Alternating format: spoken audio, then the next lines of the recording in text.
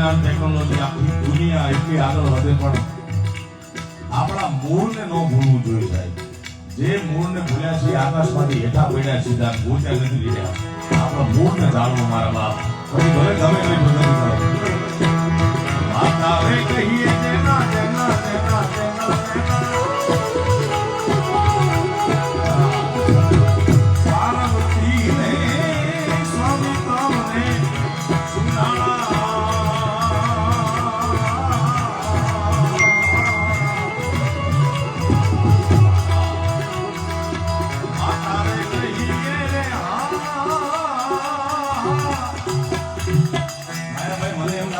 જાણતો ડાયરો છે. જાણતો છે કે ખાલી ચેક કરી લઈએ આપણે.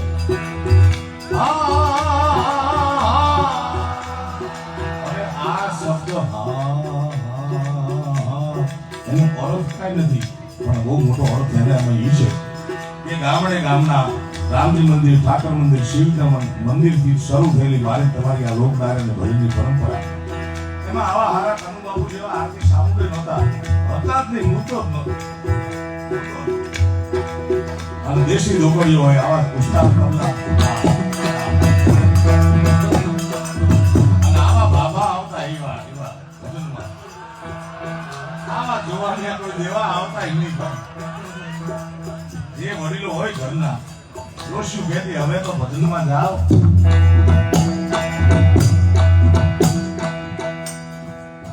અને અડધી રાતના કારણે એક તારાના કારણે મંદિરના કારણે ભજન ગાતા હોય અને આપણે એમાં બધા ભેગું થઈ જવાનું.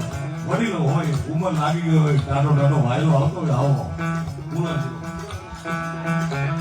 અને એમાં નિંદરમાં છે કે જાગતા છે એ ચેક કરવાનું આ ભજન હતું. હવે અહીંયા જોઈ રાયરમાં કેટલા લોકો જાગે છે.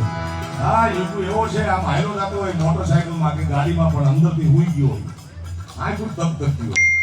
એવા માણસો આપણે જોઈ તો ખરા. ઈશ્વરભાઈ, તમારા વિસ્તારના માણસો કેટલા જાગૃત છે. માતા રે કહીએ દેના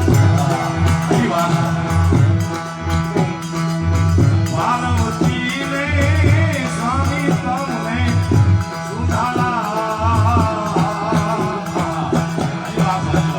અડધી રાત માતા રે કહીએ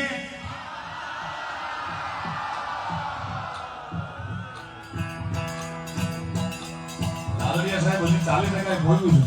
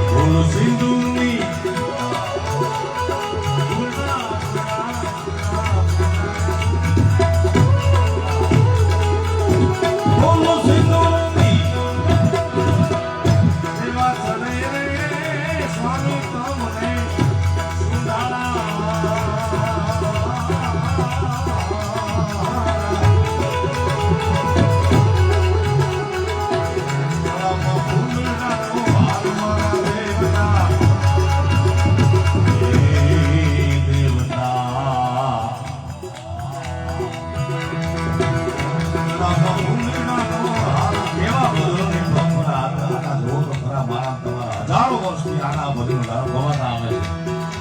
તારી ઘમોડા ને